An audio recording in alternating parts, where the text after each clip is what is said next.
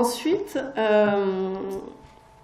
chez ces patientes-là qui ont une auto-immunité, qui ont un lupus, plus ou moins un syndrome des antiphospholipides, il peut y avoir la présence d'un anticorps anti-SSA ou anti-SSB.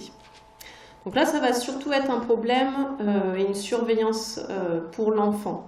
Pour la maman, en général, ça pose pas vraiment de problème, c'est pas le souci.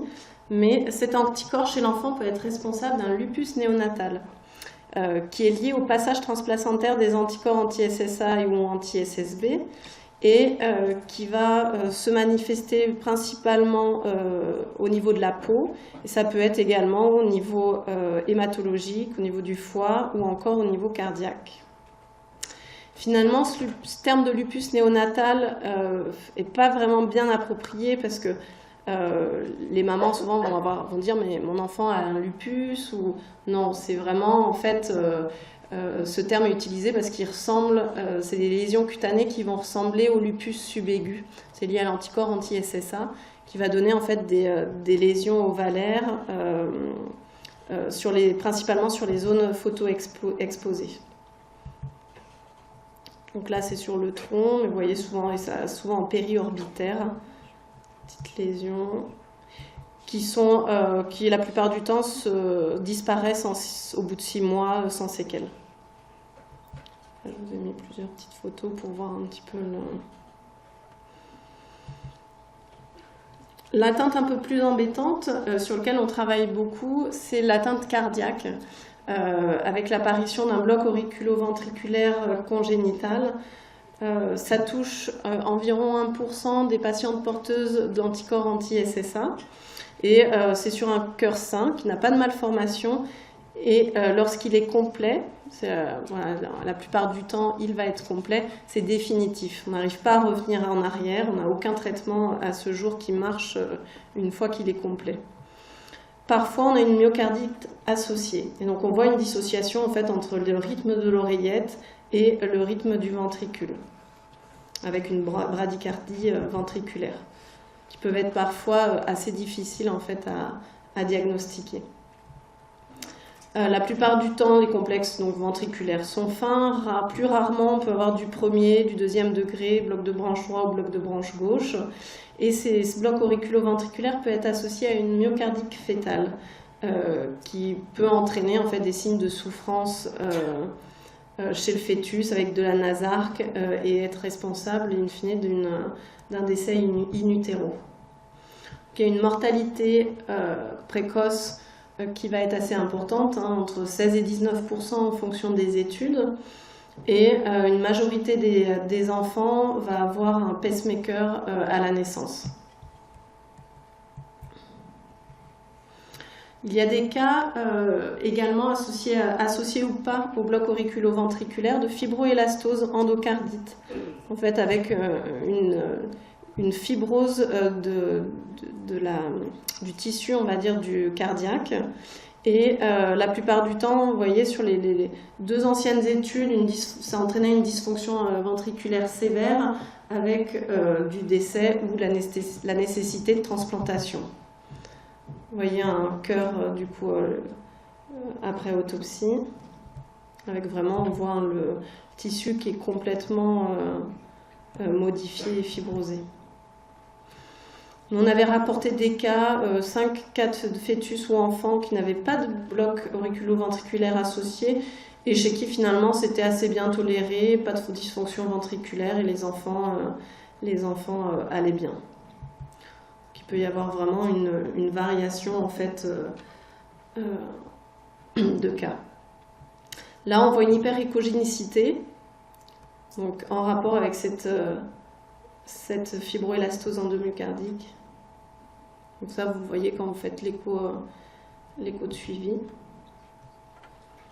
Voilà, donc dans ces 5 cas qu'on avait rapportés, ils avaient du lupus néonatal cutané en plus, donc pas de dysfonction, ça je l'avais redit, et puis devenir à long terme, mais un petit peu moins bien, on n'a pas encore le recul pour cette atteinte-là, pour dire ce qui se passe.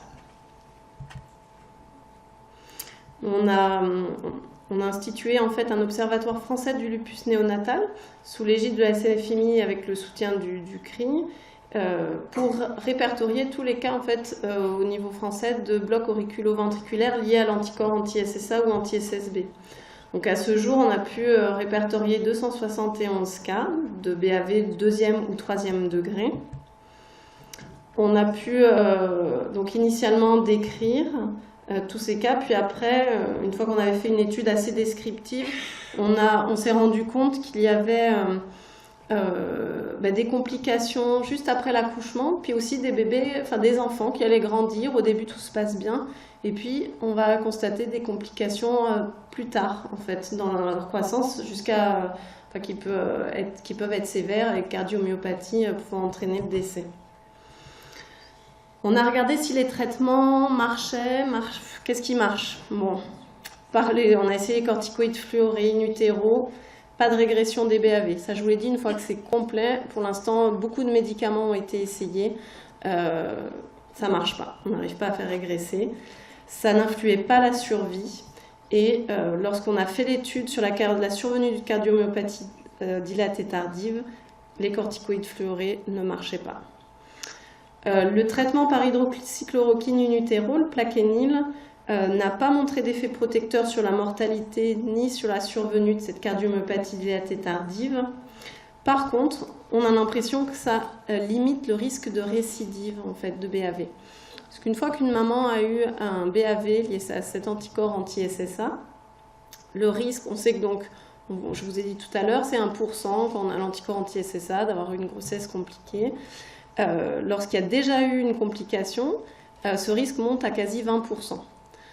Donc on avait envie d'essayer des choses pour diminuer ce risque. On a l'impression que le Plaquenil va le diminuer un peu en dessous de 10%.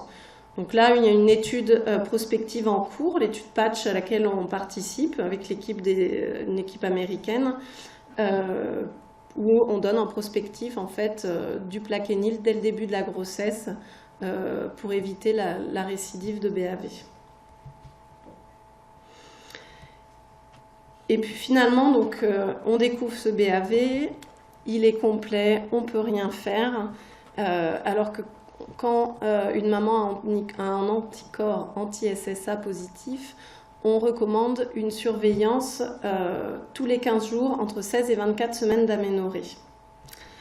C'est très anxiogène pour les patientes, c'est beaucoup aussi de travail par rapport aux échos que ça demande en plus, avec finalement une survenue assez exceptionnelle.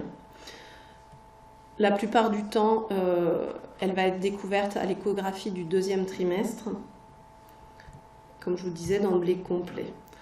Donc, on a envie, et je pense que voilà, dans les années qui vont venir, c'est un peu tout le débat, mais d'alléger un petit peu cette surveillance. Pour l'instant, on continue de faire tous les 15 jours.